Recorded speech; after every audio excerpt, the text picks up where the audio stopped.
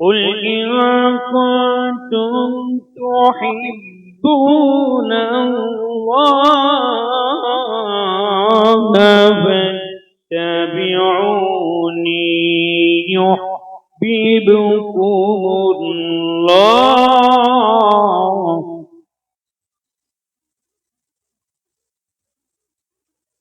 يغفر لكم ذنوبكم والله غفور رحيم.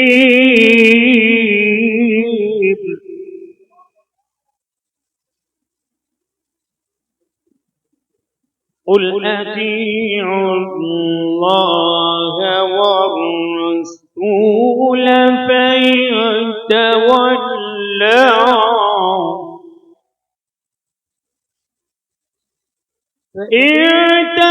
تولوا فإن الله لا يحب الكافرين.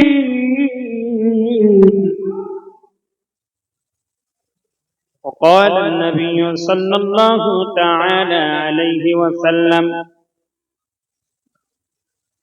من تمسك بسنتي إلا فسد عند أمتي فله أجر 100 شهيد. وقال النبي صلى الله تعالى عليه وسلم لا يؤمن أحدكم حتى أكون أحب إليه من والده أو ولده والناس أجمعين. চিল্লায় বলুন আল্লাহু আকবার। আর একটু জোরে বলুন আল্লাহু আকবার। وقال الله تعالى في شان حبيبه إن الله وملائكته يصلون على النبي يا أيها الذين آمنوا صلوا عليه وسلموا تسليما. اللهم صل على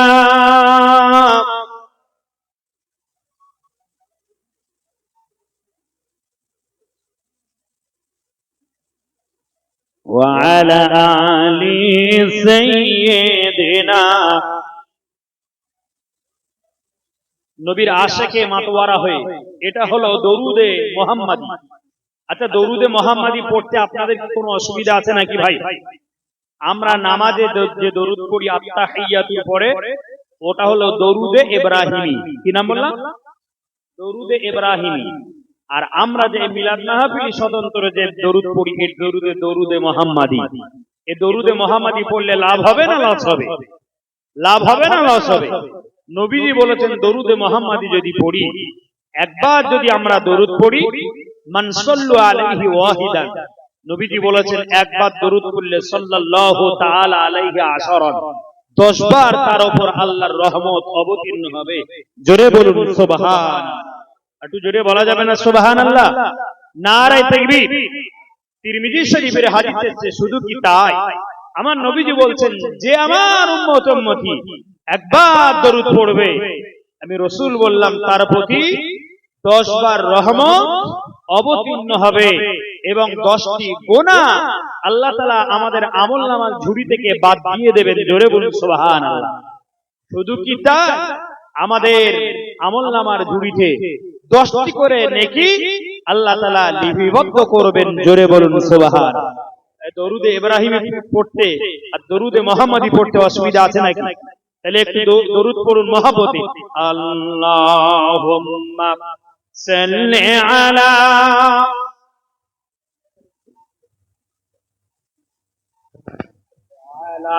আলি সাইয়্যিদিনা।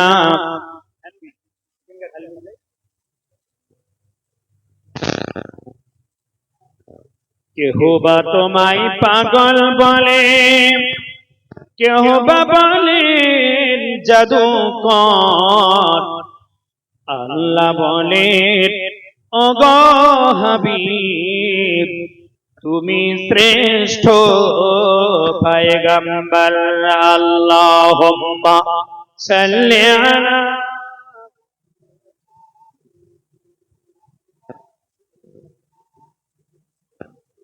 وعلى آل سيدنا মুহাম্মদ নাম যতই জপি ততই মধুর লাগে, ততই মধুর লাগে। ওই নামেতে এত মধু, ওই নামেতে এত মধু কে জানি তো আগে, কে জানি তো আগে। ওরে ভ্রমর তুই কি প্রথম, ওরে ভ্রমর তুই কি প্রথম চুমেছিলিস মোর নবীজির কদম, তাই কিরে তোর, তাই কিরে তোর কণ্ঠের স্বর, তাই কিরে তোর কণ্ঠের স্বর শুনতে মধুর লাগে। মুহাম্মদ নাম যতই জপি, মুহাম্মদ নাম যতই জপি ততই মধুর লাগে। ওই নামেতে এত মধু, ওই নামেতে এত মধু কে জানি তো আগে, কে জানি তো আগে। আল্লাহুম্মা সাল্লি আলা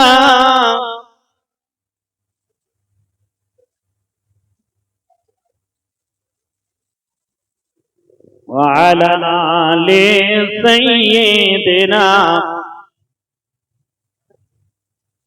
বুলবুলি রে তুই কি প্রথম, বুলবুলি রে তুই কি প্রথম চুমেছিলিস মোর নবীজির কদম। বুলবুলি রে, বুলবুলি রে তুই কি প্রথম চুমেছিলিস মোর নবীজির কদম, তাই কিরে তোর, তাই কিরে তোর গুনগুনানি, তাই কিরে তোর গুনগুনানি শুনতে ভালোই লাগে। মুহাম্মদ নাম যতই জপি, মুহাম্মদ নাম যতই জপি ততই মধুর লাগে। ওই নামেতে এত মধু, ওই নামেতে এত মধু কে জানি তো আগে, কে জানি তো আগে। আল্লাহুম্মা সাল্লি আলা মাওলানা মুহাম্মদ وعلى آل سيدنا مولانا محمد محبت لا إله আরো জোরে জোরে জাকিরিন লা ইলাহা ইল্লাল্লাহ, লা ইলাহা ইল্লাল্লাহ, লা ইলাহা ইল্লাল্লাহ। আমার বরুণহাটের ভাইয়েরা লা ইলাহা ইল্লাল্লাহ, আমার মা বোনেরা মহাব্বতে লা ইলাহা ইল্লাল্লাহ, আমার বাবাজিরা ভাইয়েরা লা ইলাহা ইল্লাল্লাহ, আমার যুবক ছেলেরা লা ইলাহা, আমার মুসলমান বাবাজিরা লা ইলাহা, আমার পেছনে ভাইয়েরা জুড়ে আওয়াজ তুলুন লা ইলাহা, আমার ভাইয়েরা লা ইলাহা ইল্লাল্লাহ, লা ইলাহা ইল্লাল্লাহ মুহাম্মাদুর রাসূলুল্লাহ। সুবহানাল্লাহ আলহামদুলিল্লাহ। প্র্যাকটিস করুন, প্র্যাকটিস প্র্যাকটিস। पढ़ने पढ़ने से आता है। प्रैक्टिस करो। ला इलाहा सुबहानल्लाह वल्हम्दुलिल्लाह ला इलाहा सुबहानल्लाह वल्हम्दुलिल्लाह ला इलाहा इल्लल्लाह सुबहानल्लाह वल्हम्दुलिल्लाह ला इलाहा इल्लल्लाह ला ইলাহা ইল্লাল্লাহ মুহাম্মাদুর রাসূলুল্লাহ সাল্লাল্লাহু 15তম বর্ষ আশিকে রাসূল শাহ সুফি আলহাজ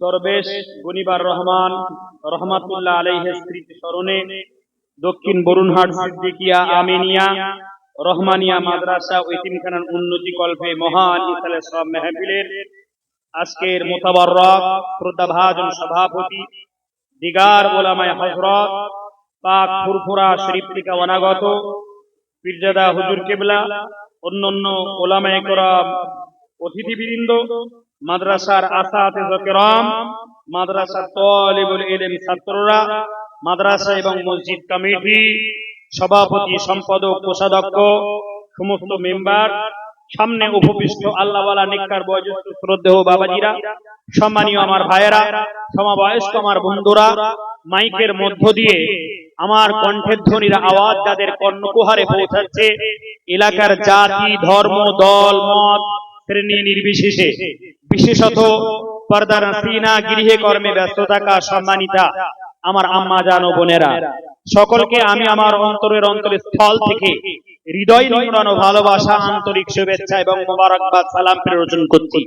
যদিও আপনারা হ্যান্ডবিলে এবং সভাপতি সাহেবের মাধ্যমে আমার নাম আমাদের জুলফিকার ভাইয়ের মাধ্যমে শুনেছেন, অনেকবার আমার সাথে তিনি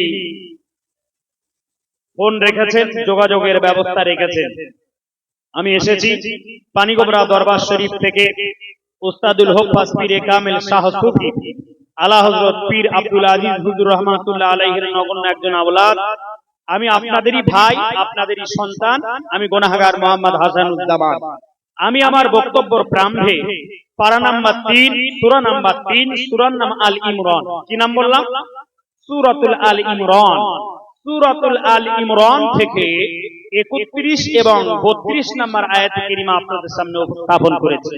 আমার পরের বক্তা আসার আগ পর্যন্ত তার বক্তৃতা করিয়ে দেবার মন মানসিকতা নিয়ে আমি ওই সূরা আল ইমরানের 31 এবং 32 নম্বর আয়াতের তাফসীর তৎসহ কিছু তথ্যমূলক আলোচনা আপনাদের কাছে আজকের প্রেরণ করার জন্য কিছু এজেন্ডা, কিছু টিপস, কিছু বর্তমান যুগ ও সন্ধিক্ষণে যেটা আমাদের কাজে লাগবে সেজন্য কিছু নিত্য নতুন রেসিপি মিন আমরা যখন মায়েরা দেখবেন রান্না করে ইউটিউব খুলে কিভাবে বিরিয়ানি রান্না করতে হয়, কিভাবে ফুসকা পোলাও করতে হয়, কিভাবে ফ্রাইড রাইস করতে হয়, কিভাবে জিরা পোলাও করতে হয়, আর কিভাবে মোমো রান্না করতে হয়, মানে মোমো বানাতে হয়।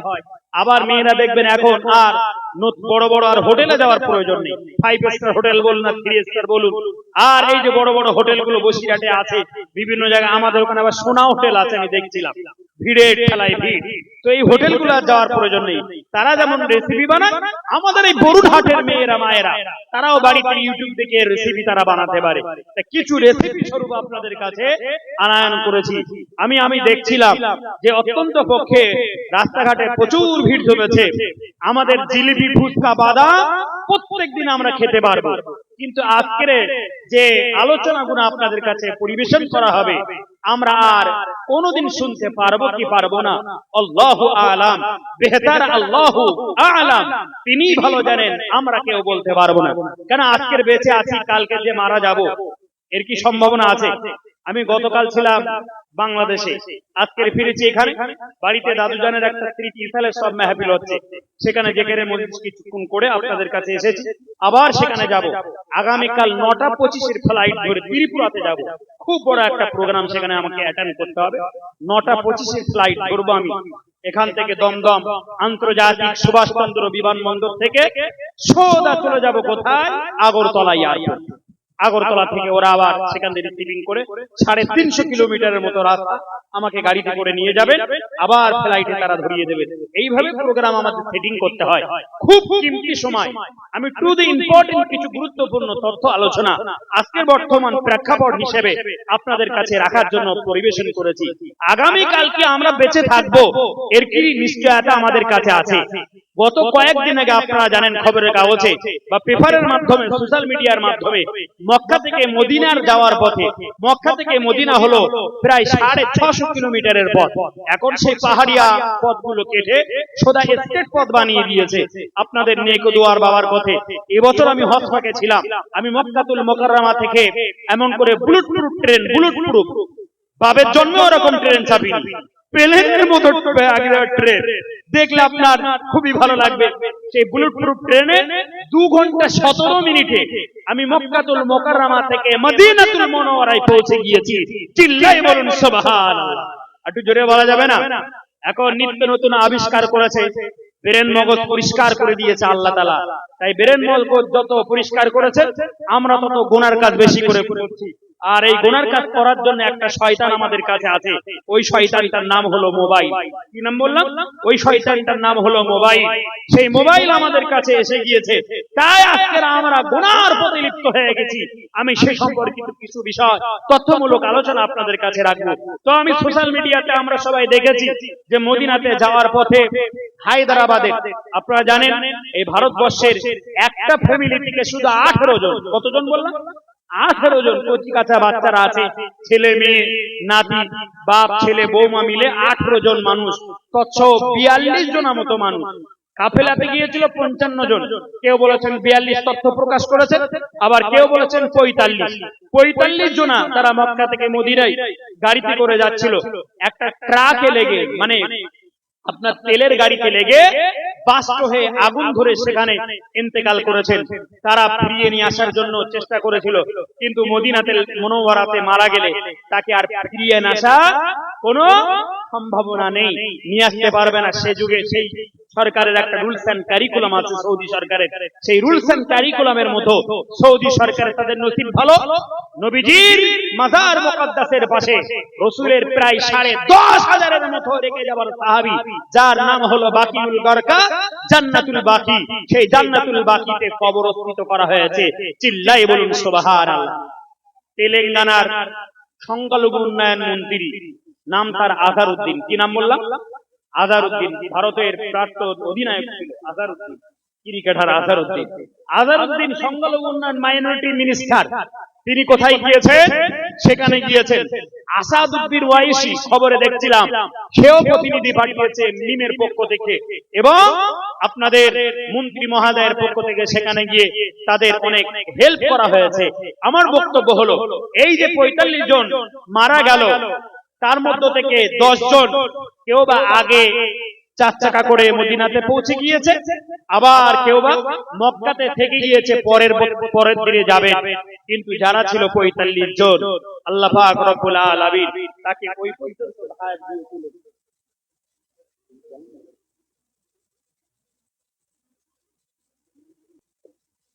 আউজাফর সর্দার বাবু, তোমার ওই বোনের ছেলে পড়ে গেছে, ওর মাথা অনেকটা ডিপ হয়ে গেছে, ওকে আমি হসপিটালে পাঠিয়ে দিয়েছি, আমাদের অনেক ছেলেরা গেছে, তুমি একটু বাড়ির থেকে যাও। আল্লাহ তাআলা ওকে সুস্থ করুক, ওর হায়াত কিসমত দারাজ করুক। সকলে বলুন আল্লাহুম্মা আমিন।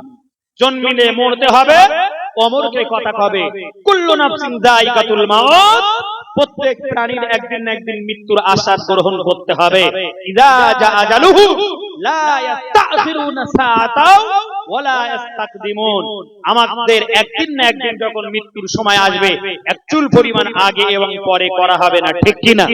তো আজকের আমরা বেঁচে আছি, আগামীকাল মেহফিল শুনতে পারবো, এর কোনো নিশ্চয়তা আছে? এর কোনো নিশ্চয়তা নেই।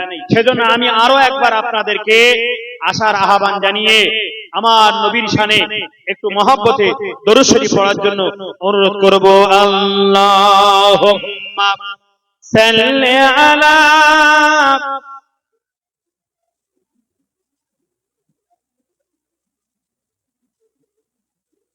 وعلى آل سيدنا لا إله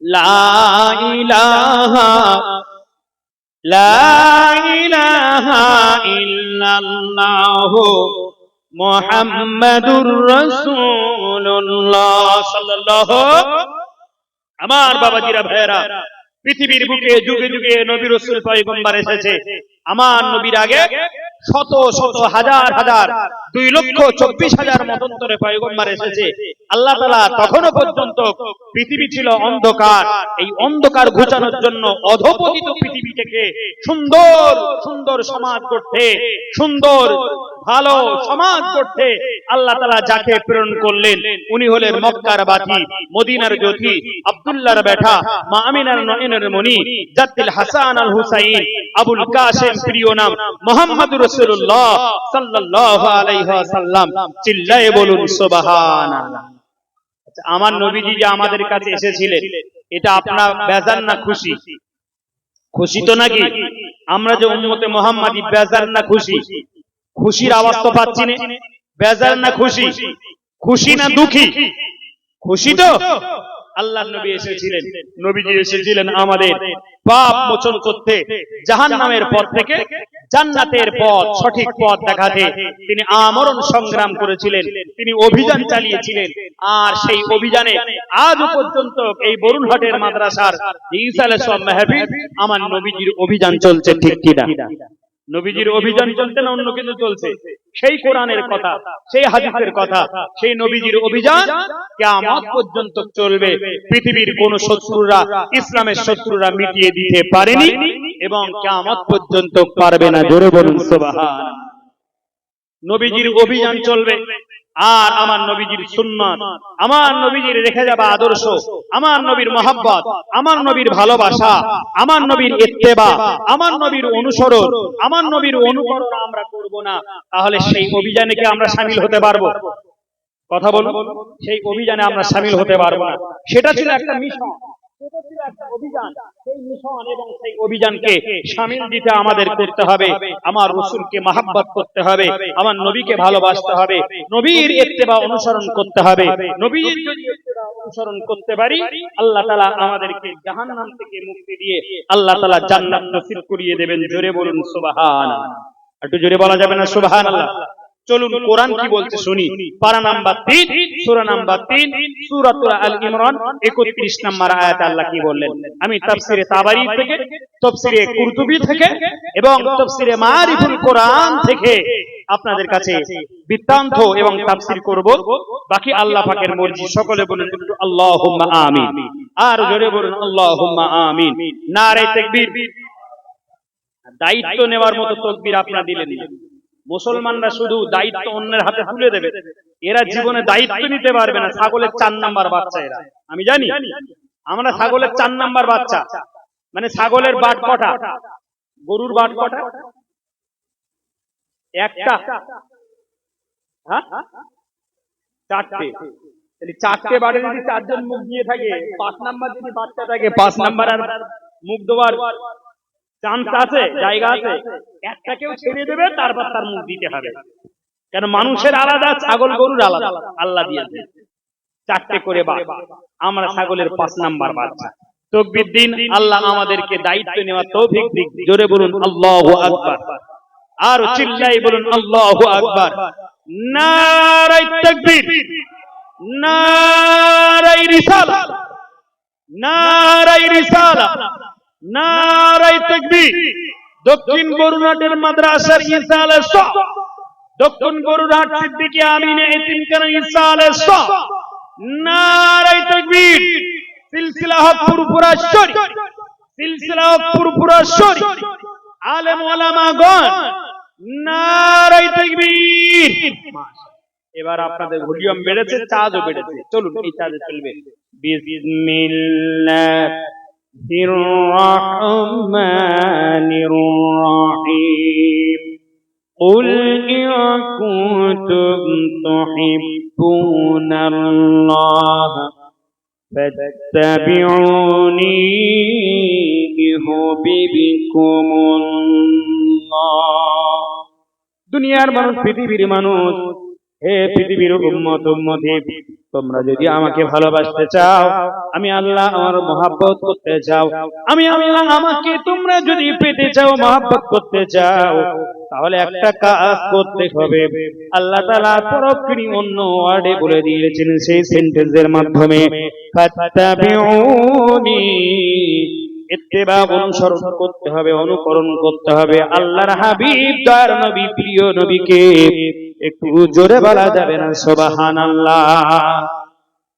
আচ্ছা, আমরা বান্দা, আমরা প্রভুর পায়রাবি করি না? কথা বলুন। আমরা যে বান্দা, আল্লাহর বান্দেগি করতে হবে কি হবে না? একটু জোরে বলুন। করতে হবে তো নাকি? আল্লাহ যে আমাদের প্রভু, আল্লাহ যে আমাদের স্রষ্টা, আল্লাহ যে আমাদের মালিক মাবুদ, তাহলে আমরা বান্দা হিসেবে মাবুদের পায়রাবি করার দরকার আছে না? না। মাবুদকে আমাদের ইবাদত করতে হবে কি হবে না? মাবুদকে ইবাদত করতে হবে। সেই মাবুদ বললে, হে আমার বান্দা বান্দি পৃথিবীতে তোমরা শুনে রেখে দাও, আমার হাবিবকে দ্বারা আমি কোরআন কারীমের মধ্যে জানিয়ে দিলাম, যদি আমাকে ভালোবাসতে চাও, আমার মহব্বত পেতে চাও, তাহলে তোমাদের একটা কাজ করতে হবে। আমি আসমানের নিচে, জমিনের উপরে যাকে শ্রেষ্ঠত্ব বানিয়েছি, যাকে আমি শ্রেষ্ঠত্ব আসনে বানিয়েছি, আমি আল্লাহ আমার শুকরিয়া আদায় করার পরে যার শুকরিয়া আদায় করতে হবে, উনি আর অন্য কেউ নয়, আদম নবী নয়, নূহ নবী নয়, মূসা কালিমুল্লাহ নয়, ঈসা রূহুল্লাহ নয়, এমন করে ইদ্রিস, ইউনূস, ইউসুফ, ইয়াকুব, শীষ থেকে শুরু করে তামাম পৃথিবীর নবী রাসূল পয়গম্বর নয়, তামাম পৃথিবীর কোন মুনি ঋষি নয়, তামাম পৃথিবীর কোন মোড়ল মাতব্বর নয়, মন্ত্রী এবং মুখ্যমন্ত্রী, প্রধানমন্ত্রী, স্বরাষ্ট্রমন্ত্রী, এমন করে রাষ্ট্রপতি নয়, তিনি বলেন আকান্দান মদিনা, মুফাক্কির মওজুদা, সুলতান মদিনা, দুলহা মুস্তাফা, জগৎগুরু বিশ্বনবী হাবিবুল্লাহ, বিশ্ব সবার সভাপতি, সর্বযুগের সর্বকালের সর্বশ্রেষ্ঠ মহামানব, নাম তার মুহাম্মাদুর রাসূলুল্লাহ সাল্লাল্লাহু আলাইহি ওয়াসাল্লাম। একটু জোরে বলা যাবে না সুবহানাল্লাহ? একটু জোরে বলা যাবে না সুবহানাল্লাহ? আমরা যে জায়গায় বসেছি, এই জায়গাটা ঈদগাহ, সামনে আছে মসজিদ, পিছনে আছে মাদ্রাসা। আল্লাহর হাবিব বললেন, আল মসজিদু বাইতুল্লাহ, আল মাদ্রাসাতু বাইতি, মসজিদ হলো আল্লাহর ঘর, আর আমি হাবিব, আমার ঘর হলো মাদ্রাসা। তাহলে আমরা মুসলমান বলে দাবি করব, নবীর উম্মত বলে দাবি করব, নবীর উম্মতি বলে দাবি করব, কিন্তু মসজিদের সাথে সম্পর্ক রাখবো না, মাদ্রাসার সাথে সম্পর্ক রাখবো না, মিলাদ মাহফিলের সাথে সম্পর্ক রাখবো না, ইমাম আলেম ওলামাদের সাথে সম্পর্ক রাখবো না, পিশাব পিজাদাদের সঙ্গে সম্পর্ক রাখবো না। কে বুড়ুল, কে মাতব্বার, নায়ক নায়িকা, গায়ক গায়িকা, এমন করে ভাইজান খেলোয়াড় এবং শিল্পী, তাদের জন্য আমরা মাতোয়ারা হয়ে পড়বো, তাদের জন্য আমরা ফানা হয়ে পড়বো, আর তাদের ফলোয়ার হব, আর তাদের ফলোয়ার হয়ে আমরা ফেসবুকে, হোয়াটসঅ্যাপ এবং ইমোতে চ্যাটিং করব, লাইক দেব, কমেন্ট করব, শেয়ার করব। আমার আল্লাহ পাক রব্বুল আলামিন বললেন, হে বান্দা বান্দি, তোমরা যদি হারাম কাজগুলো করো, এই হারাম কাজ করার জন্য তোমাদের জন্য জান্নাত বন্ধ করে দিয়ে অবধারিত জাহান্নামের আগুন, তোমাদেরকে আগুন জ্বালিয়ে দেব। আর যদি তোমরা আলেম ওলামা, মসজিদ মাদ্রাসার সাথে সম্পর্ক রাখো, মাদ্রাসা তালিবুল ইলম ছাত্রদের সাথে সম্পর্ক রাখো, আমি আল্লাহর হাবিব বললাম, কিয়ামতের ময়দানে মাশরে বিচার অন্তে এক একজন কোরআন পড়নেওয়ালা, আল্লাহর হাবিব আজ থেকে 1000 বছর আগে বললেন, কোন বান্দা বান্দি যদি কোরআন তেলাওয়াত করে, আর কোরআন তেলাওয়াত করতে করতে কিয়ামত পর্যন্ত সে যদি কবরে থাকে, ওই কোরআন তেলাওয়াত পড়নেওয়ালা আর কোরআন তেলাওয়াত পড়ার জন্য যারা সহযোগিতা করবে, উভয়ের কবরটাকে আমি রিয়াজুম মিন জান্নাতের টুকরা বানিয়ে দেব। একটু জোরে বলা যাবে না সুবহান?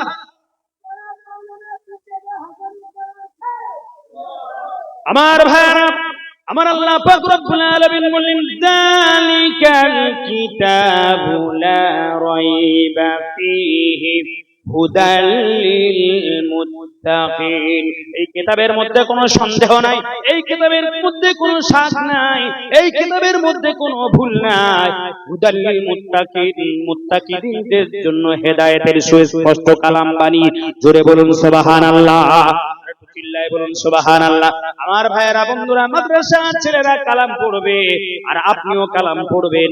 কাল কিয়ামতের ময়দানে মাশরে আমার আল্লাহর নবী হাবিবুল্লাহ বললেন, কালামে পাক পড়ার জন্য আল্লাহ তাআলা বলবেন, হে বান্দা বান্দি কালাম পাক পড়ো, কোরআন শরীফ পড়ো, বুরহানুল হামিদ পড়ো, কোরআন মাজিদ পড়ো। কোরআনের নাম শেফা, কোরআনের নাম নূর, কোরআনের নাম হেদা। ওই হেদা কোরআন তুমি পড়তে থাকো আর এক একটা অক্ষর পড়বে, এক একটা পারাগুলো পড়বে, সেন্টেন্স গুলো পড়বে, আর এমন করে তুমি জান্নাতের সিঁড়িগুলো ধাপ দিয়ে যেখানে তোমার কোরআন পড়া শেষ হবে সেইখানে তোমার জান্নাতের অবস্থান হবে। জোরে বলা যাবে না সুবহানাল্লাহ। এই মাদ্রাসায় কি পড়ানো হয়? কথা বলুন। মাদ্রাসায় কোরআন পড়ানো হয়, কিন্তু একদল মানুষ বলছে মাদ্রাসায় এমন করে সন্ত্রাস তৈরি হয়। সন্ত্রাস মাদ্রাসায় তৈরি হয় না।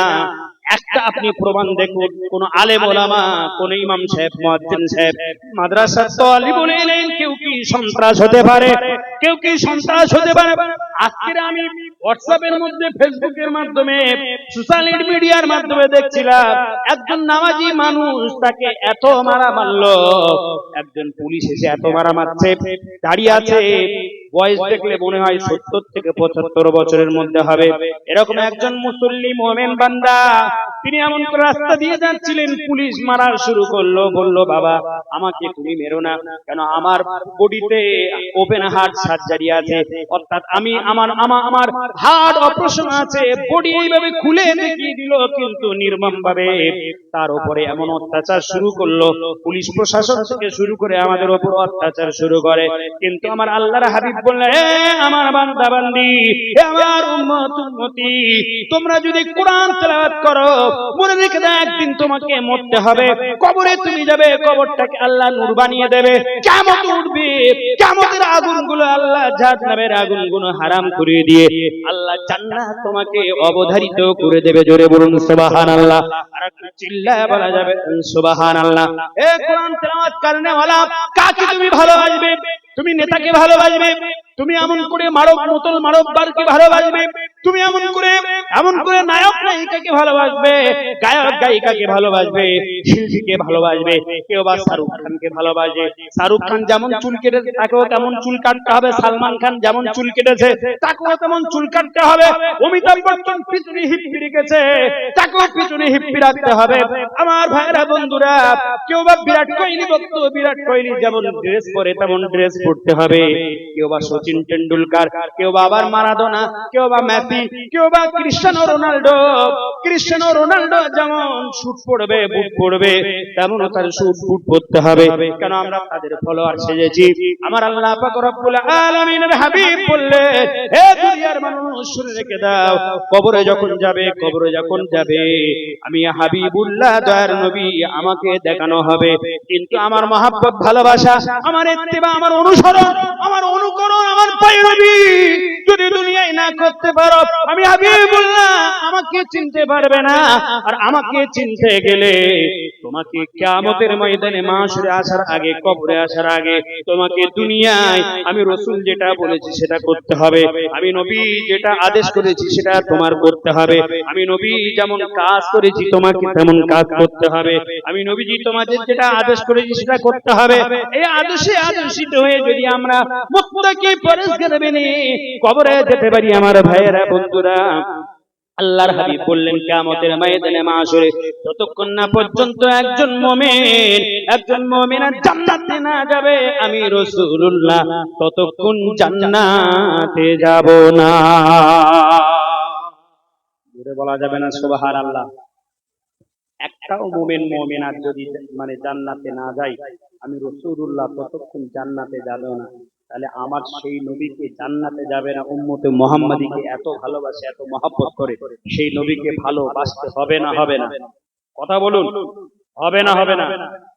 তাহলে আমরা কার ফলোয়ার হব? নবীর ফলোয়ার তো নাকি গায়ক গায়িকা, নায়ক নায়িকা, শিল্পী তারকা, নেতা মন্ত্রী, মোড়ল মাতব্বার, খেলোয়াড় তাদের হব? কেন কবরে খেলোয়াড়কে দেখানো হবে, ক্রিস্টিয়ানো রোনাল্ডো দেখানো হবে, মেসি দেখানো হবে, সচিন টেন্ডুলকার, সৌরভ গাঙ্গুলি, বিরাট কোহলি, কবরে কি আপনার ঐশ্বরিয়া রায়কে দেখানো হবে? কবরে সালমান খানকে দেখানো হবে? হ্যাঁ, কবরে আপনার বিভিন্ন তারকা তারিকা আছে তাদেরকে দেখানো হবে? মুখ্যমন্ত্রী প্রধানমন্ত্রীকে দেখানো হবে? কবরে কাকে দেখানো হবে? আমার নবীকে দেখানো হবে। আমার নবীকে দেখে তখনই চিনতে পারবো যদি দুনিয়ায় নবীর মহব্বত ভালোবাসা আমাদের অন্তঃকরণে থাকে। চলুন এবার কোরআন থেকে শুরু করি। মহান আল্লাহ পাক রব্বুল আলামিন বললেন, হে পৃথিবীর মানুষ, জগতের মানুষ, ফাত্তাবিউনি, তাহলে আমার নবীর ইত্তেবা অনুসরণ অনুকরণ করতে হবে, নবীকে মহব্বত করতে হবে। আর নবীর অনুসরণ অনুকরণ, নবীর ইত্তেবা অনুসরণ যদি তুমি অন্তঃকরণে করতে পারো, ওয়ায়াগফির লাকুম যুনুবাকুম, আল্লাহু গফুরুর রহিম।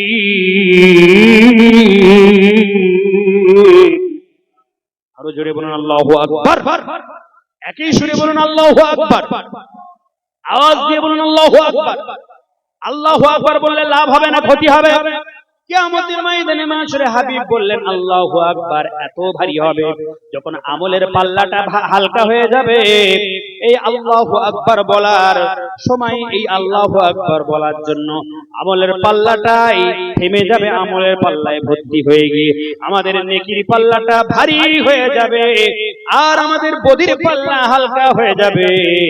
ওই নেকির পাল্লা ভারী হয়ে যাবার জন্য আল্লাহ আমাদের জান্নাত ওয়াজিব বানিয়ে দেবে। জোরে বলা যাবে না সুবহানাল্লাহ? একটু জোরে বলুন আল্লাহু আকবার, আর একটু চিল্লায়ে বলুন আল্লাহু আকবার। তাহলে নবীকে ভালোবাসতে ইত্তেবা করলে দুইটি লাভ হবে, ইয়াগফির লাকুম যুনুবাকুম ওয়াল্লাহু গফুরুর রহিম। হে আমার বান্দা বান্দি, অনেক গুনাহ করেছো, গুনাহ করতে করতে শেষ পর্যায়ে পৌঁছে গিয়েছো, এবার গুনাহ থেকে তওবা করে যদি ফিরে আসো আর আমার নবীর ইত্তেবা অনুসরণ করো, আমার নবীকে মহব্বত করো, ভালোবাসো, ইয়াগফির লাকুম যুনুবাকুম, তোমার আগের এবং পরের সমস্ত গুনাহগুলো আল্লাহু গফুরুর রহিম, আমার গফফার নাম এবং রহিম নামের বাদাওলতে তোমাদের ক্ষমা করে দেব, মার্জনা করে দেব। একটু জোরে বলা যাবে না? قل أطيعوا الله والرسول فإن تولوا فإن الله لا يحب الكافرين। তারপরের আয়াত 32 নম্বর আয়াত আপনাদের কাছে রেখেছি, কুল আতিউল্লাহ ওয়ার রাসূল, তোমরা আল্লাহর ইতাআত করো, আল্লাহকে ইতাআত করো, আর রাসূল এবং রাসূলকে, আল্লাহ এবং রাসূল ছাড়া কাউকে আমরা ইতাআত করব আল্লাহ এবং আল্লাহর রাসূল জান যাইবে কওমি আসাক্তা, যদি জানও চলে যায়, জান जाएगा तो भी सकता, कभी अल्लाह एवं अल्लाह रसूल के सिवा हम पैरवी किसी को नहीं करते, हम सर झुकाता है जो अल्लाह हमने पैदा किया, अल्लाह हमने बनाया, अल्लाह के सिवा और किसी को लिए हम सजदा नहीं कर सकते हैं, हम पैरवी कर नहीं सकते हैं, इबादत भी कर नहीं सकते हैं। इबादत যদি করতে হয় মাবুদ আল্লাহকে ইবাদত করব, আল্লাহ ব্যতীত কাউকে ইবাদত করব না। জোরে বলা যাবে না সুবহানাল্লাহ? তাহলে কার ইবাদত করব? ওয়াকাদা রাব্বুকা আল্লা তা'বুদু ইল্লা ইয়া, একমাত্র ইবাদত করতে হবে আল্লাহর, আল্লাহ ছাড়া কারুর ইবাদত করা চলবে। ইন্নী ওয়াজ্জাহতু ওয়াজহিয়া লিল্লাযী ফাতারাস সামাওয়াতি ওয়াল আরদা হানিফাও ওয়া মা আনা মিনাল মুশরিকিন। জাতির পিতা ইব্রাহিম নবী, জাতির পিতার নাম কি? ইব্রাহিম নবী। আমি এর আগে আল্লাহ তাআলা আমাকে অনেকবার বাংলাদেশে নিয়ে গেছে, এবার আবারও যাব 12 তারিখে, 12ই ডিসেম্বর পরপর লাগাতার আবার প্রোগ্রাম আছে। ঢাকা থেকে যখন আসি, ঢাকার ওই মোড়ে লেখা থাকে জাতির পিতা, কি লেখা থাকতো? জাতির পিতা মুজিবুর রহমান। কি নাম? মুজিবুর রহমান। শেখ হাসিনার বাবার নাম মুজিবুর রহমান। শেখ হাসিনার বাবার নাম কি? মুজিবুর রহমান।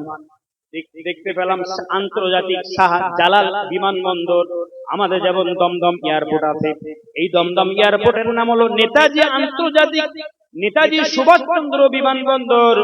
আর ঢাকাতে, বাংলাদেশ ঢাকাতে শাহজালাল। সিলেটে তার মাজার আছে। গত বছরের আগের বছর সিলেটে আমার প্রোগ্রাম ছিল, আমি ঢাকা থেকে সিলেটে এয়ারপ্লেনে এবং ফ্লাইটে গিয়েছিলাম। ওই শাহজালাল রহমাতুল্লাহ মাজার জিয়ারত করেছিলাম। আল্লাহর মস্ত বড় ওলি হযরত শাহজালাল রহমাতুল্লাহ আলাইহি শাহ মাকদুম শাহ পরানের ওখানে মাজার শরীফ আছে, জিয়ারত করে প্রাণ ভরে গেল। আমার ভাইয়েরা, সেই আপনার বাংলাদেশের ওই ঢাকাতে শাহজালাল বিমানবন্দরের আগে বড় বড় গেট তরণে লেখা থাকতো জাতির পিতা মুজিবুর রহমান। গতকাল সকালবেলা যখন 7টার সময় আমি সেই কুড়িগ্রাম রৌমারী থেকে গাড়ি ধরেছি, 2 ঘন্টা 20 মিনিটে একদম ওরকম স্পিড আমি কোনোদিন গাড়ি চালিয়ে এত স্পিড নিয়েছি। কিন্তু আমি আল্লাহ আল্লাহ করছি, ঘুম তো দূরের কথা। আর নবী ইউনূস যেমন মাছের পেটে থেকে লা ইলাহা ইল্লা আনতা সুবহানাকা ইন্নী কুনতু মিনাজ জালিমিন, আমি সে পড়া শুরু করেছি। আল্লাহ আমার ঢাকায় পৌঁছে যাওয়া হবে কি হবে না ঠিক ঠিকানা নাই। এই যে গাড়ি চালাচ্ছে কোথায় দুমড়ে দেবে তো ঠিক ঠিকানা নাই। এত স্পিড গাড়ি, আবার বাম্পারও আছে, রাস্তাও খারাপ। আমাদের মতো এমন রাস্তা ভালো না, রাস্তাও খারাপ। আর ওদের ড্রাইভার আল্লাহ যে ওদের কি দিয়ে তৈরি আল্লাহই ভালো জানে। বাংলাদেশের লোকেদের কর্মকর্তা অনেক বেশি, আল্লাহ কি দিয়ে যে তৈরি করেছে। এত জোরে জোরে গাড়ি নিয়ে যাচ্ছে, গাড়ি উঠছে আর নামছে, আর গাড়ি চলছে। 2 ঘন্টা 20 মিনিটের মধ্যে আমি সুপারভাইজার, বাংলাদেশের প্রত্যেকটা গাড়িতে বড় বড় ভলভো গাড়িতে সুপারভাইজার থাকে, একজন কন্ট্রাক্টর তো থাকে, ড্রাইভার থাকে, আবার সুপারভাইজার। আমি সুপারভাইজারকে বললাম, ভাই নন স্টপ ঢাকা, একবার স্টপ দেবেন না? নামলাম না। বললো ভাইজান এটা নন স্টপ। কেন? এখানে অনেকেই আছে, তারা গিয়ে আবার অফিস আদালত করবে, সেজন্য কোথাও স্টপ দেওয়া হবে না। 5 জন যদি যাত্রী থাকে 5 জন ঢাকায় পৌঁছতে হবে। ঢাকায় পৌঁছে গেলাম, টয়লেট, উযু, আদা, মুখ হাত পা ধুলাম, ধোয়ার পরে আবার ওখান থেকে আবার গাড়ি ধরবো সাতক্ষীরা। কিন্তু দেখছি সাতক্ষীরা থেকে যখন ওই আব্দুল্লাহপুর থেকে গাড়ি ধরলাম, কিছুটা গিয়ে এসে এবার আন্তর্জাতিক বিমানবন্দর, যার কথা বলছিলাম শাহজালাল আন্তর্জাতিক বিমানবন্দর।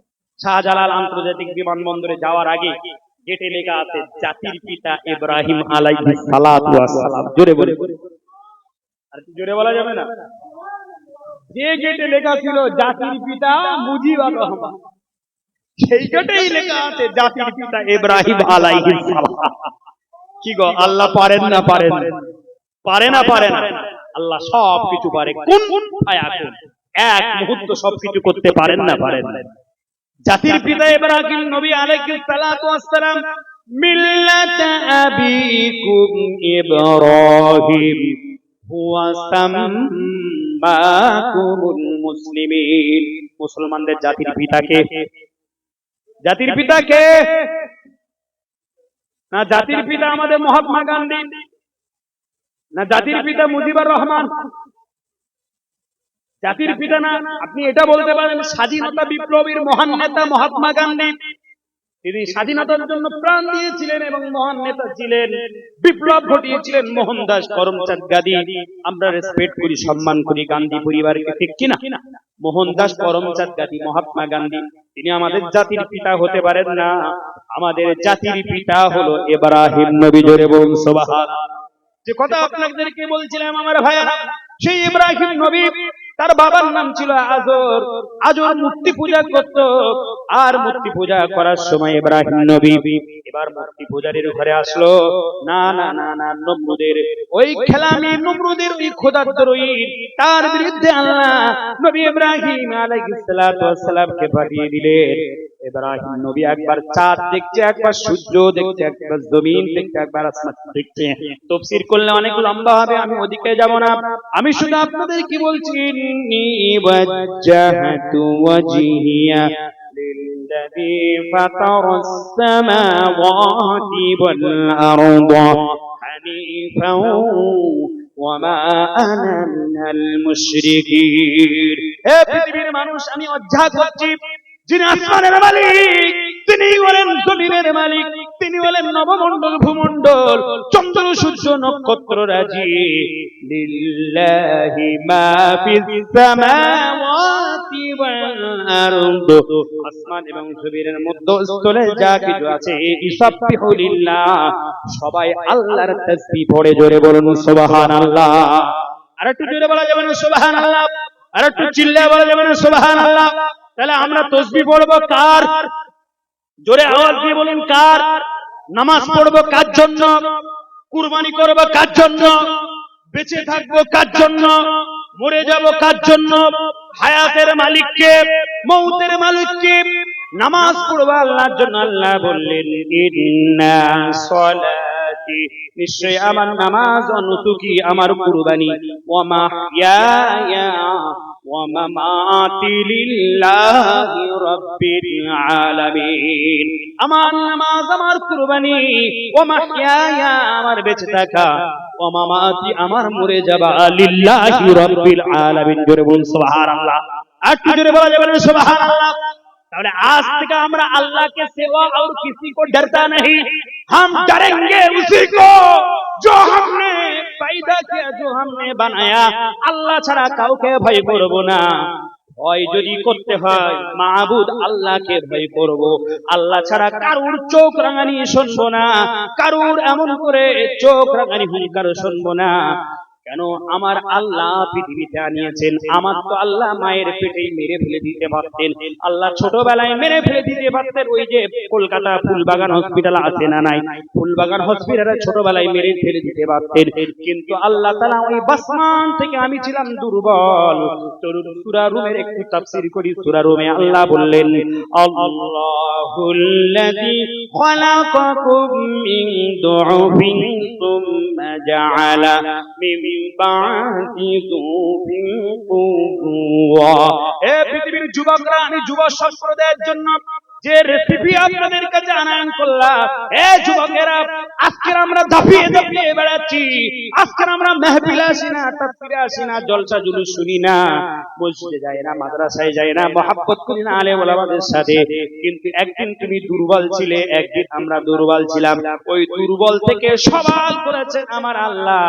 আল্লাহ বললেন আল্লাহুল্লাযী খালাকাকুম মিন দুউফিন। হে যুবক ছেলেরা, তোমাদের প্রথমকে দুর্বল বানিয়েছিলাম, তোমরা শিশু অবস্থায় ছিলে। শিশু অবস্থায় তোমাদের দুইটি হাত নয়, তোমরা চার পায়ে হাঁটতে, তাকে আমরা হামাগুড়ি বলি, হামাগুড়ি, ঠিক কিনা?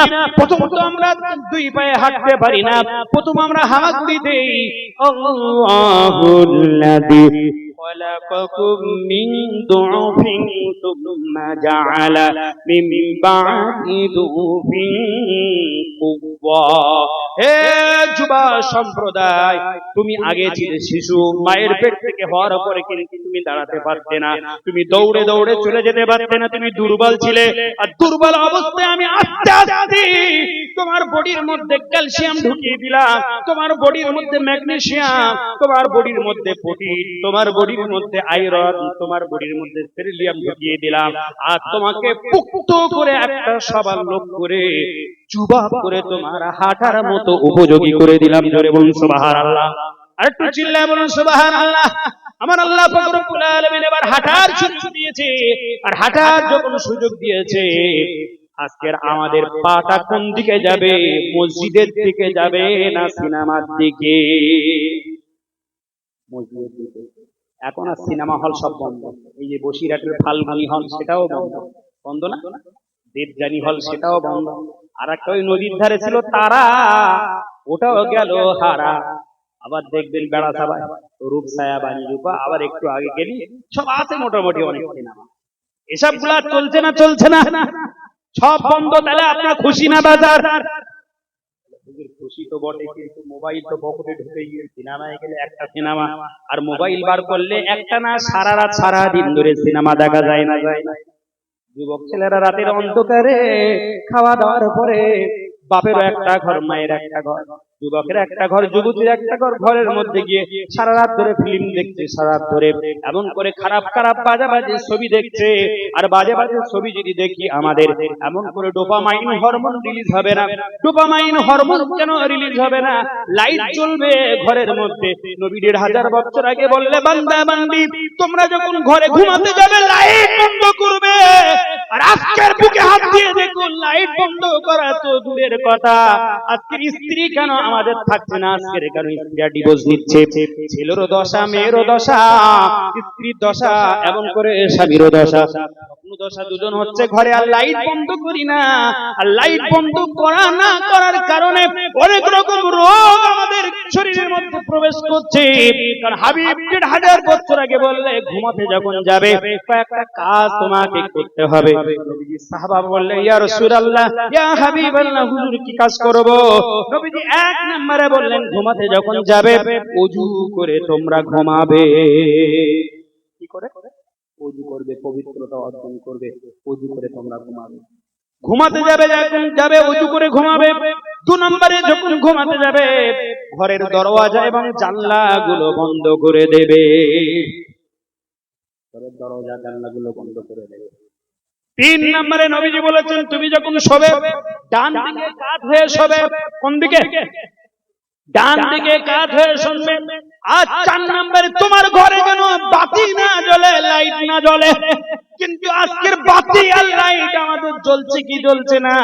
আমরা যখন ঘুমাতে যাই সারা রাত ধরে মোবাইল দেখি, মোবাইলে স্ক্রল করি, মনে করছেন ওই আঙুলগুলো আপনার কিয়ামতের ময়দানে সাক্ষ্য দেবে।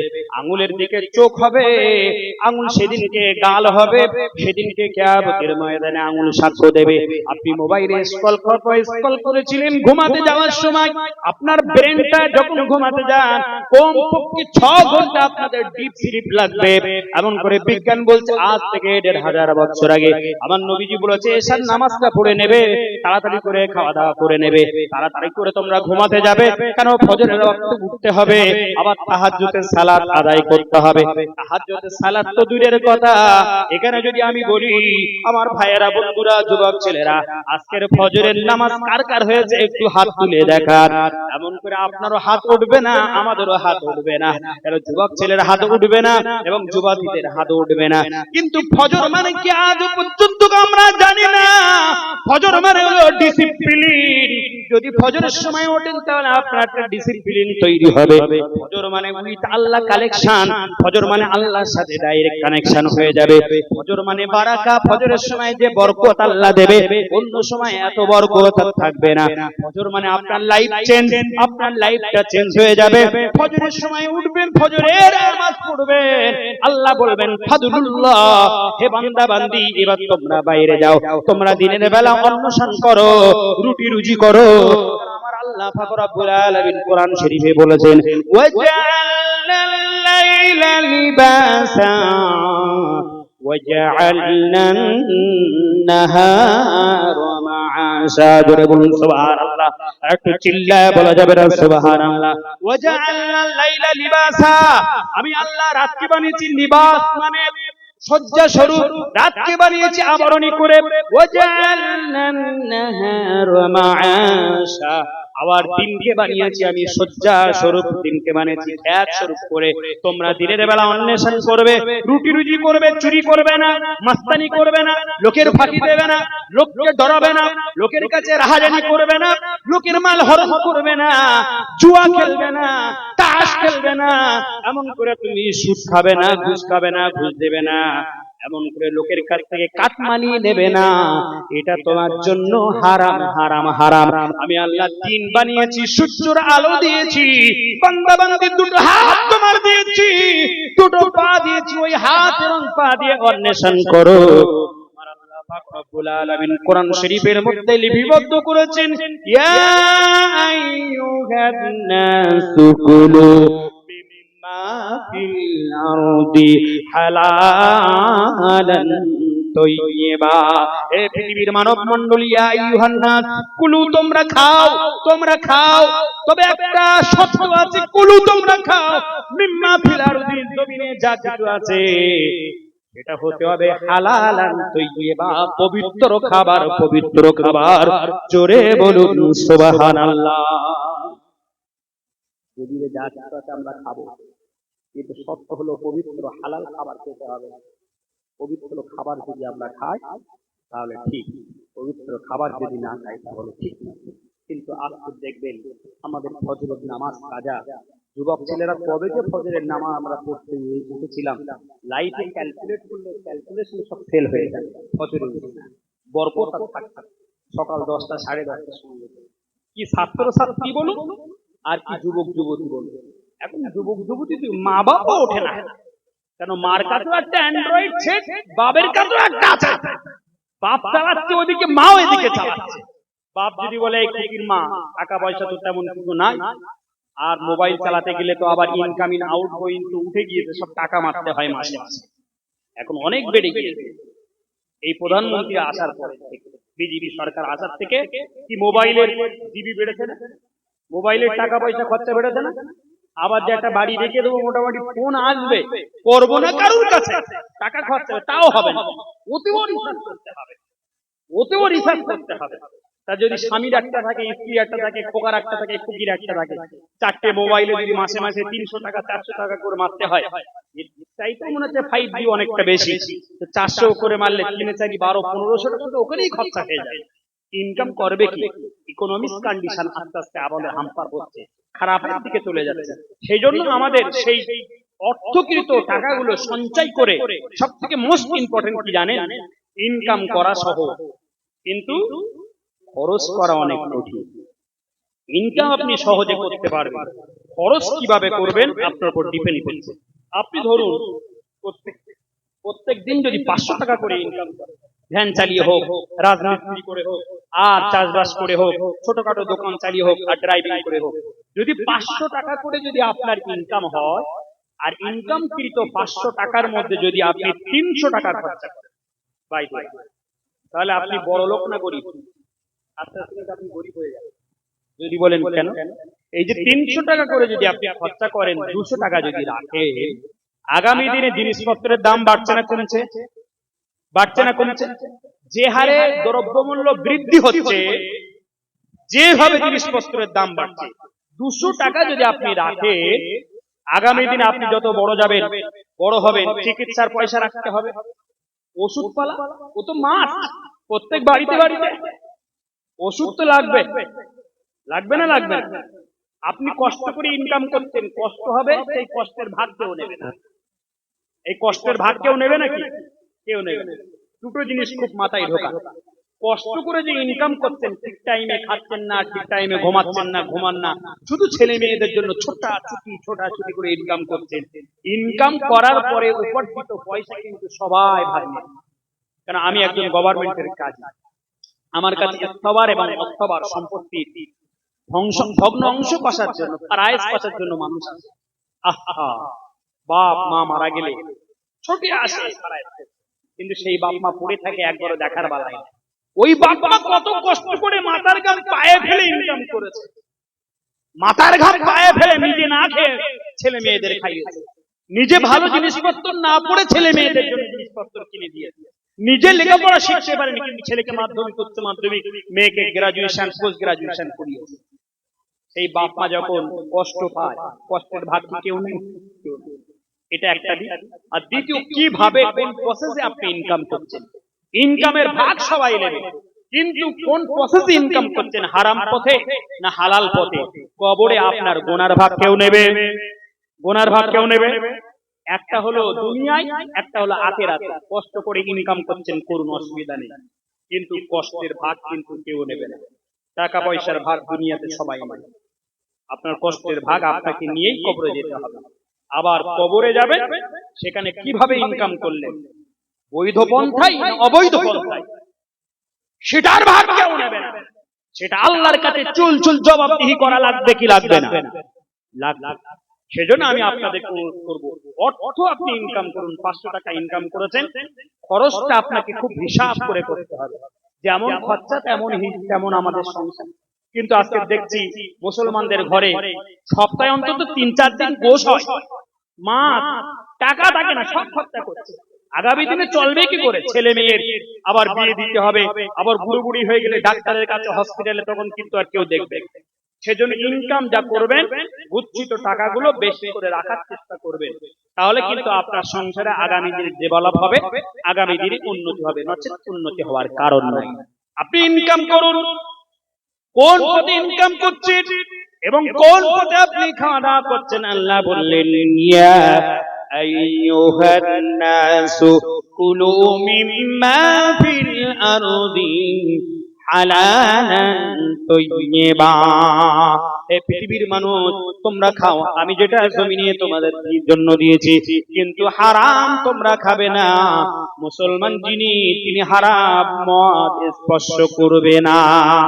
মুসলমান হারাম মদ খাবে না, মুসলমান এমন করে বিড়ি খাবে না, মুসলমান সিগারেট খাবে না, মুসলমান এমন করে গাঁজা খাবে না, মুসলমান আফিম খাবে না, মুসলমান হিরোইন টানবে না, মুসলমান এমন করে মাদকাসক্তিতে বিভোর হয়ে পড়বে না। এগুলো করে মুসলমান, এগুলো করে। এখন আবার বেশি করে হচ্ছে না, এর বিচার আর হয় না। আমরা বিগত দিনে ছোটবেলায় শুনেছি, যদি পাড়ার কোন একটা মানুষ মদ খায়, সবাই মিলে তাকে এক ঘড়ি করে দেয়, তাদের বিরুদ্ধে বিচার হয়। আর আজকের বিচার বেলায় কিছুই নাই, মক্করের সংখ্যা বেড়ে গিয়েছে, এমন করে জেনা ব্যভিচারের সংখ্যা বেড়ে গিয়েছে, এমন করে আমার ভাইজান রাহাজানি মুস্তানিয়ার চগুলখুরির সংখ্যায় বেড়ে গিয়েছে, মুনাফিকের সংখ্যায় বেড়ে গিয়েছে। প্রত্যেক দিন এই মুসলমান যুবকেরা তারা থুতু ফেলে দেয় 30 থেকে 50 টাকা। থুতু ফেলা, থুতু। হুজুর থুতু ফেলতে আবার খরচা কি? হ্যাঁ, যে তেরেঙ্গা খায়, গুটখা খায়, পান পরাগ, রজনী, তুলসী, খরচা হয় না? হয় না। তাহলে আপনি যে খাচ্ছেন থুতু ফেলে দেন তো। যদি প্রত্যেকদিন আপনার 5টা করে তেরেঙ্গা লাগে, তেরেঙ্গা যদি 5টা লাগে, গুটখা যদি 6টা লাগে, আর রজনী তুলসী সেটা তো বিশাল দাম। আমি বাপের জন্মেও খাই, সেটা কত করে দাম আমি জানি না, কিন্তু প্রত্যেকদিন থুতু ফেলে দিচ্ছে মুসলমানরা কত করে জানি না। যেখানে দেখি তেরেঙ্গার পাতা বেশি, যে দোকানে তেরেঙ্গা বেশি করে ঝোলানো থাকে, যে এলাকাতে রজনী তুলসী বেশি করে ঝোলানো থাকে, যে এরিয়াতে বেশি করে এমন করে সিগারেট বিক্রি হয় বেশি করে, আমার মনে হয় এই এরিয়াটা মুসলমানের এরিয়া। আমার অ্যানালাইসিস কথা বলছি। হাওড়া জেলা যায়, বিটুপুরে যায়, রাস্তার দুখানে ছোট ছোট ধমকি দোকান, তেরেঙ্গার পাতায় আর গুটখার শেকড় রজনী তুলসীর পাতায়, আর দোকানদারের মুখ দেখা যায় না, দোকানদারের মুখ দেখা যায় না। আবার চা খেতে চলে যায় অনেক দূরে দূরে, যায় না। এই মুসলমানের যুবকরা চা খেতে যাচ্ছে 20 কিলোমিটার 50 কিলোমিটার দূরে, যে চা খেতে যাচ্ছে এমন করে মোটরসাইকেলের তেল খরচা করে। হয়তো দেখা যায় ওর বাবা রাজমিস্ত্রির কাজ করছে, নয়তো দেখা যায় ওর বাবা এমন করে চাষ করছে, সারাদিন মাঠে কঠোর পরিশ্রম করছে। কি বাহাদুরি বাবা, কঠোর পরিশ্রম করছে, হাড় ভাঙনে খাচ্ছে প্রখর রোদ ধরে, বৈশাখ জ্যৈষ্ঠ মাসের রোদ ধরে, ভালো খাইনি, ভালো পড়িনি। আর তার ছেলেটা মোটরসাইকেল দিতে হবে, বায়না ধরেছে, আবার মোটরসাইকেলে তেল ভরে দিতে হবে, মোটরসাইকেলে তেল পুড়িয়ে 20 কিলোমিটার 30 কিলোমিটার দূরে গিয়ে চা খেতে যায় না। তাহলে ক্যাপেসা, ওই যে খড়িবেড়ি, তার যাওয়ার মতো রাস্তা ছিল না, সেখান থেকে পুলিশ আবার সেখান থেকে ব্যারিকেড করে দিয়েছে। এমন লোক হয়, ওখান থেকে রাজারহাটে যখন যায়, নিউ টাউন কলকাতাতে, ভিড়ে ঠালায় যাওয়া যায় না। কি যুবক, কি যুবতী, কেউ 50 কিলোমিটার, কেউ 30 কিলোমিটার দূরে মোটরসাইকেল চেপে চা খেতে আসছে, আবার তেরেঙ্গা খেয়ে খেয়ে তাদের অন্তরগুলো বিভোর করে দিচ্ছে। আমি আমার ভাষাতে বলি, তেরেঙ্গা খোর মুসলমান হতে পারে না, মুসলমানরা গুটখা খেতে পারে না, মুসলমানরা রজনী তুলসী খেতে পারে না, ওটা তো বেধর্মীরা করবে। তাদের কিতাবে কি লেখা আছে আমি জানি না, কিন্তু আমার কিতাবে লেখা আছে ইন্নামাল খামরু, নিশ্চয়ই করে মদ খাওয়া এটা হলো শয়তানের কাজ। আর শয়তানের কাজ যদি আমরা করি, জান্নাতে যাবার আশা কি আমাদের থাকবে নাকি ভাই? আল্লাহর নবী 1000 বছর আগে বললেন, কুল্লু মুসক্রুনা হারাবুন, প্রত্যেকটা নেশাকর বস্তু হলো হারাম। সময় হলে বিড়ির প্রয়োজন, সময় হলে সিগারেটের প্রয়োজন, সময় হলে রজনী তুলসী এবং আপনার এমন করে তেরেঙ্গার প্রয়োজন, এটা হলো হারাম। আর হারাম কাজ মুসলমানের দ্বারাই হবে না। হারাম যদি আপনার ঢুকে যায়, ওই হারাম বডিতে কখনো জান্নাতে যাবে না। বডিগুলো জাহান্নামে যাবে। তাই আমরা মুসলমানরা একমাত্র আদা করতে হবে, আমার নবীকে ভালোবাসবো। আমার নবী তিরঙ্গার বিরুদ্ধে কথা বলেছে, আমার নবী সিগারেটের বিরুদ্ধে কথা বলেছে। কোন নেতা মন্ত্রী বলবে না মদ খেও না, মদ খেয়ে মাতলামি করো না, এটা বলবে না। আমি রাস্তাঘাটে রাজারহাটে নিউ টাউনে পুলিশের যেখানে ফাঁড়ি আছে ওখানে লেখা আছে উপরে যে ড্রাইভার করার সময় মদ খাবে না। ড্রাইভিং যখন করবে, গাড়ি যখন চালাবে তখন মদ খাবে না। আচ্ছা, ওখানে তো লিখে দিতে পারে মদ খাওয়া চলবে না। এটা কখনো জীবনে দেখিনি কোথাও। মদ খাওয়া চলবে না এ কথা কোথাও লেখা নেই। বলা হয়েছে যখন নেশা করে গাড়ি চালাবে না, তার মানে গাড়ি চালানোর সময় নেশা করো না, অন্য সময় যতবার করো লাইসেন্স দিয়ে দেবো। মদ চলছে কি চলছে না, এই মদ হলো সব থেকে আমাদের টাকাটা ছিনিয়ে নেওয়ার একটা পন্থা। তাই মুসলমান ভাইদের বলবো আমাদের ইনকাম খুব খরচাও করতে হবে ওইভাবে চেপে মুছে। মদ আর আমরা কখনো খাবো না, আরাম কাজে কখনো যাব না, অবৈধ পন্থায় কখনো যাব না। আল্লাহর নবী 2000 বছর আগে হাবিবুল্লাহ দয়ার নবী আমাদেরকে মানুষ বানানোর জন্য 1 বছর নয় 2 বছর নয় মার খাচ্ছেন। মার খেতে খেতে নবীজির চাচা আবু তালেব তিনি ইন্তেকাল করে গেলেন। নবীজির প্রথমতম স্ত্রী আম্মা জান মা খাদিজাতুল কুবরা রাদিয়াল্লাহু তাআলা আনহা তিনি ইন্তেকাল করলেন। এবার আমার নবীর কাছে এসে দুটো কথা বলবে, নবীর মাথায় হাত বুলিয়ে দেবে, নবীর পিঠে হাত বুলিয়ে দেবে। এরকম কোন ব্যক্তি মক্কাতুল মুকাররমায় আর যখন পাওয়া গেল না, আমার নবী এবার তায়েফের ময়দানে চলে গেলেন। তায়েফে প্রচার করতে, জোরে বলুন সুবহানাল্লাহ। নারে তাকবীর, নারে তাকবীর। সিলসিলা হক ফুরফুরা শরীফ, সিলসিলা হক ফুরফুরা শরীফ, আওলাদে মুজাদ্দিদুজ জামানের আওলাদ। নারে তাকবীর, আল্লাহু আকবার, নারে তাকবীর, আল্লাহু আকবার। জনাব পীরজাদা কাসেম সিদ্দিকী সাহেব জোরে বলুন জিন্দাবাদ, জিন্দাবাদ। জনাব হযরত মাওলানা আলাহাজ পীরজাদা কাসেম সিদ্দিকী আল কুরাইশি ভাইজান জোরে বলুন জিন্দাবাদ, জিন্দাবাদ। নারে তাকবীর, আল্লাহু আকবার, সিলসিলা হক ফুরফুরা শরীফ, জিন্দাবাদ, সিলসিলা হক ফুরফুরা শরীফ, জিন্দাবাদ, নারে তাকবীর। আল্লাহু আকবার। এখন আপনাদের সামনে ফুরফুরা শরীফ থেকে আগত ফুরফুরা